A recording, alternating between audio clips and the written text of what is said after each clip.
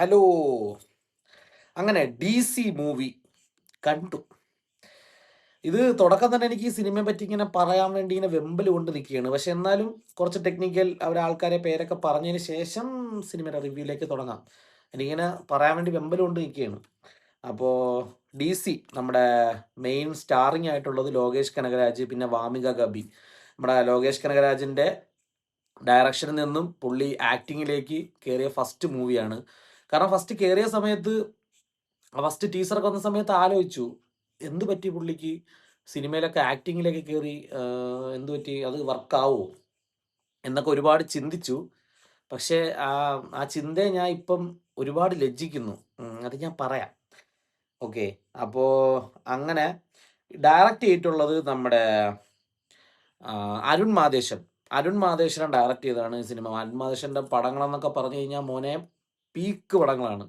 Peak പടങ്ങളെന്ന് പറഞ്ഞു കഴിഞ്ഞാൽ first പടം റോക്കി, പിന്നെ സാനിക്കായുധം, പിന്നെ ക്യാപ്റ്റൻ മില്ലർ, 3 പടവും വേറെ ലെവൽ പടങ്ങളാണ്.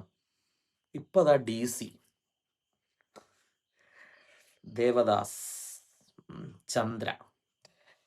അപ്പോൾ പറയാം. അപ്പോൾ സ്ക്രീൻ പ്ലേ ആയിട്ടുള്ളത് നമ്മുടെ അരുൺ മാതേശ്വരനും അരുൺ രഞ്ജനും തന്നെ. പിന്നെ ഡയലോഗ് അരുൺ മാതേശ്വരൻ, ഫ്രാങ്ക്ലിൻ ജേക്കബ് എന്ന് പറഞ്ഞ ആൾ. സ്റ്റോറി എഴുതിയിട്ടുള്ളത് അരുൺ മാതേശ്വരൻ്റെ സ്റ്റോറി തന്നെയാണ്. പ്രൊഡ്യൂസ് ചെയ്ത കലാതിമാരൻ നമ്മുടെ സൺ പിക്ചേഴ്സ് ആണ്. സ്റ്റാറിങ് ലോകേഷ് കനാജ്, പിന്നെ വാമിക ഗബി, പിന്നെ സഞ്ജന, അങ്ങനെയുള്ളവരാണ്. സഞ്ജനയൊക്കെ നമ്മുടെ വദന്തി സീരീസിലൊക്കെ ഉണ്ടായിരുന്ന കുട്ടി സഞ്ജന. അവള് കിഡിൽ ആക്ടിങ്. നമ്മളെ മറ്റേ ഇപ്പോൾ ഇറങ്ങിയ പരിമള ആൻഡ് കോ അതിൻ്റെ അകത്തുണ്ട്. കിഡിൽ ആക്ടിങ് ആണ്.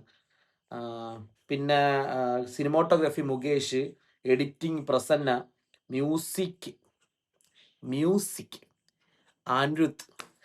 എൻ്റെ മോനെ പറയാം പറയാം. ഓക്കെ. അപ്പോൾ ഇത്രയാണ് ഇതിൻ്റെ എന്താ പറയുക. പിന്നെ അങ്ങനെ കുറേ ടെക്നിക്കൽ ടീംസ് ഒക്കെ ഉണ്ട്, ഇഷ്ടം പോലെ ഉണ്ട്. വേറെ ലെവലാണ്, വേറെ ലെവൽ ടെക്നിക്കൽ ടീംസൊക്കെ. എമ്മാതിരി വർക്കിംഗ് ആണെന്നറിയോ സിനിമയ്ക്കകത്ത്. അമ്മാതിരിയായിട്ട് വർക്ക് ചെയ്തിട്ടുണ്ട് ഇതിൻ്റെ അകത്ത്.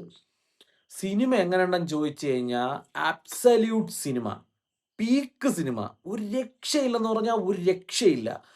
നിങ്ങൾ ഒന്നും കാണണ്ട, അങ്ങ് പോയി ടിക്കറ്റ് എടുത്ത് തിയേറ്ററിൽ പോവുക, സിനിമ കാണുക. അതല്ലാതെ എനിക്ക് ഒന്നും പറയാനില്ല.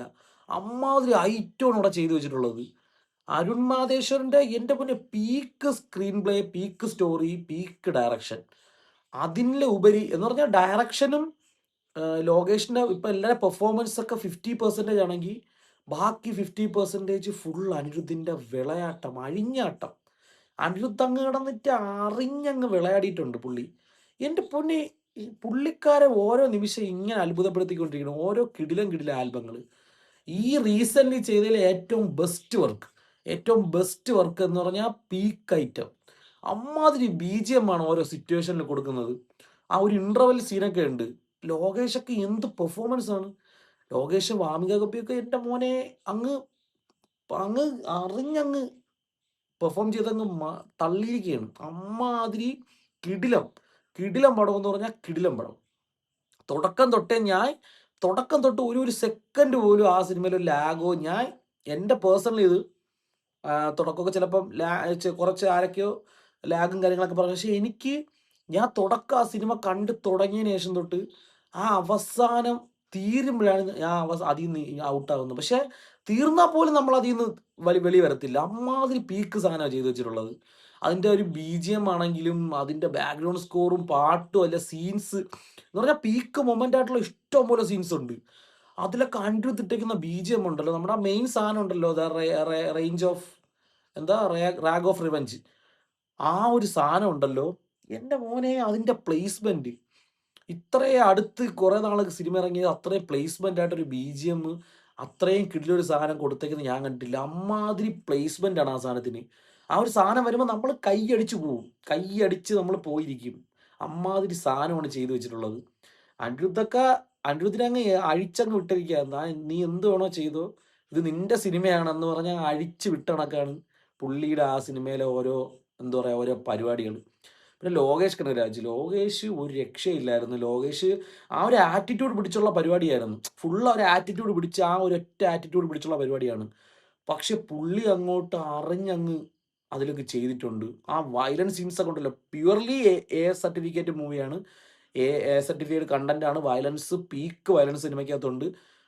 അതൊക്കെ ചെയ്തിട്ടുള്ളതുണ്ടല്ലോ, അതൊക്കെ ചില സിറ്റുവേഷനിലൊക്കെ ആ വയലൻസ് ഒക്കെ വരുമ്പോൾ ഉണ്ടല്ലോ, നമ്മൾ എവിടെ അടിക്കണോ നമ്മൾ പറയുന്ന സ്ഥലത്ത് അവിടെ അടിക്കും. നമ്മൾ അപ്പം ചിന്തിക്കുന്ന സ്ഥലത്ത് അവിടെ അടി വീഴുകയാണ്, അപ്പം അടി പൊട്ടും. അമ്മാതിരി സാധനങ്ങളാണ് ചെയ്തിട്ടുള്ളത്.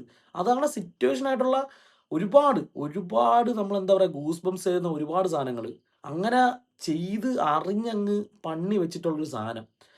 ലോകേഷ് കനാജ് അതിലും അങ്ങ് കഴിവ് തെളിയിച്ച്. ഡയറക്ഷനിലാണെങ്കിലും ഡയറക്ഷൻ പുള്ളി. ഇപ്പോൾ ആക്ടിങ്ങിൽ സിനിമയിൽ ഇറങ്ങിയപ്പോൾ അമ്മാതിരി സാധനം ചെയ്തിരിക്കണം. ഫസ്റ്റ് ഡെബ്യൂട്ട് ആക്ടറായിട്ട് ഇതുപോലത്തെ വരവേൽപ്പ് കിട്ടാനില്ല. അങ്ങനത്തെ ഒരു സാധനം. നിങ്ങളെല്ലാം തിയേറ്ററിൽ പോയി കാണുക, വേറെ ഒന്നും പറയാനില്ല. തിയേറ്ററിൽ പോയി കാണുക, must watch on theatre. Peak theatre experience ആണ്, അബ്സല്യൂട്ട് സിനിമ. അങ്ങനെ മാത്രമേ പറയുള്ളൂ. ഈ അടുത്ത് കണ്ടു വെച്ച് എന്നെ അത്ര എക്സൈറ്റ് ചെയ്ത് അത്രയും കിടിലായിട്ട് ഞാൻ തിയേറ്ററിൽ പോയിട്ട് കണ്ടപ്പോഴേ പടം അമ്മാതിരി എന്ന് പറഞ്ഞാൽ, ചില സിനിമകളൊക്കെ ഞാൻ എന്നാൽ പോലും നമ്മൾ ചില സീൻസൊക്കെ നമുക്ക് അങ്ങോട്ട് ഓക്കെ ഓക്കെ ഓക്കെ ജസ്റ്റ് തോന്നത്തുള്ളൂ.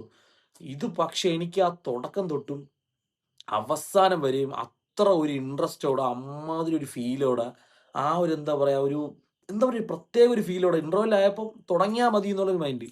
അതിന് അങ്ങനെ ഇൻട്രോവലിൽ ഫസ്റ്റ് ഹാഫ് സെക്കൻഡ് ഹാഫ് എന്നൊരു സാധനം ഇല്ല. അങ്ങനെ ഞാൻ പറയുന്നില്ല. എല്ലാ ഫസ്റ്റ് ഹാഫിലും സെക്കൻഡ് ഹാഫിലും പീക്ക് സാധനങ്ങളുണ്ട്. അമ്മാതിരി സീൻസ് അതിൻ്റെ അകത്തുണ്ട്, കൊടുത്തിട്ടുണ്ട്. ഫസ്റ്റ് ഹാഫിൽ തീരുമ്പോൾ ഒരു ഫൈറ്റ് സാധനമുണ്ട്. ഫൈറ്റ് എൻ്റെ മോനെ, അതിലാണ് പ്ലേസ്മെൻ്റ് ഒക്കെ, ആ പാട്ടിൻ്റെയൊക്കെ പ്ലേസ്മെൻ്റ് ഉണ്ടല്ലോ, വേറെ ലെവല്, വേറെ ലെവല്. വയലൻസ് സീന്, ബ്ലഡി സീനൊക്കെ എൻ്റെ മോനെ ഒരു രക്ഷയില്ല. നിങ്ങളൊന്നും കാണണ്ട, ഒന്നും അറിയണ്ട, പോയി കാണുക. വാച്ച് ഇറ്റ് ഇൻ തിയേറ്റേഴ്സ്, അത്രേ ഉള്ളൂ. നോ, ഒന്നും കേൾക്കണ്ട.